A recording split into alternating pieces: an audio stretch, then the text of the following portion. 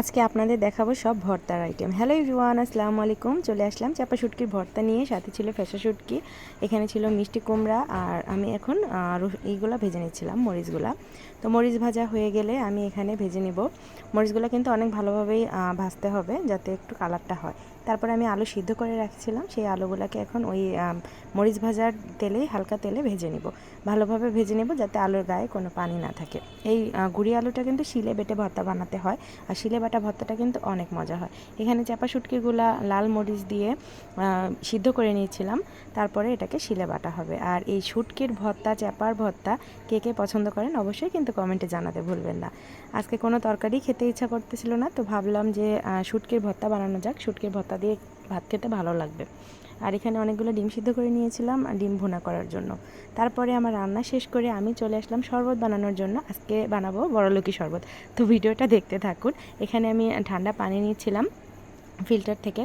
Normal ঠান্ডা পানি নিলেই হয়ে যাবে। ঠান্ডা পানির সাথে আমি 3 চামচ চিনি ইউজ করছি, আপনাদের ইচ্ছা মতো চিনিটা ইউজ করে নিতে পারবেন। তারপরে আমি নিয়েছি 2টা ললি আইসক্রিম।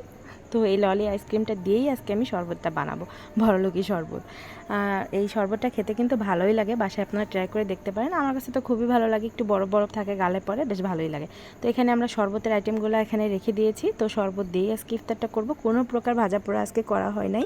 শরবত খাওয়ার পরই ভাত নিয়ে বসে পড়লাম আমরা সবাই। যেহেতু আমার বড় ছেলেও আজকে রোজা ছিল, ও বললো মা আজকে কোনো মানে ভাজা পোড়া খাবো না, আজকে ভাতই খাবো। তো ভর্তা দিয়ে ভাত খেতে কিন্তু অসাধারণ লাগতেছিল। আমার ভাত খাওয়া হয়ে গিয়েছে, তারপরে ভাবলাম যে না, আপনাদের সাথে একটু শেয়ার করি। তো ভাতটা আমি চাপা শুটকির ভর্তাটা দিয়ে মেখেছিলাম, এত ভালো লাগতেছিল, অনেকগুলা ভাত আজকে পেটটা ভরে খেয়েছিলাম। তো আপনারাও বাসায় ট্রাই করে দেখতে পারেন, এরকম শুটকির ভর্তা অবশ্যই ভালো লাগবে। আর তারপরে ভাবলাম ভাত খাওয়া শেষে একটু দুধ দিয়ে কফি বানিয়ে খাই, গরুর দুধের কফি। দেখতে পাচ্ছেন হাঁড়িটার অবস্থা কি হয়েছে, মানে দুধ জ্বালাইতে জ্বালাইতে হাঁড়িটা একদম সর লেগে গিয়েছিল। তো ওই অল্প একটু দুধ দিয়েই আজকে কফি বানিয়ে নিব। তারপর হাঁড়িটাকে পরিষ্কার করে আবার নতুন করে দুধ জাল দিতে হবে, যেহেতু ভোরের জন্য।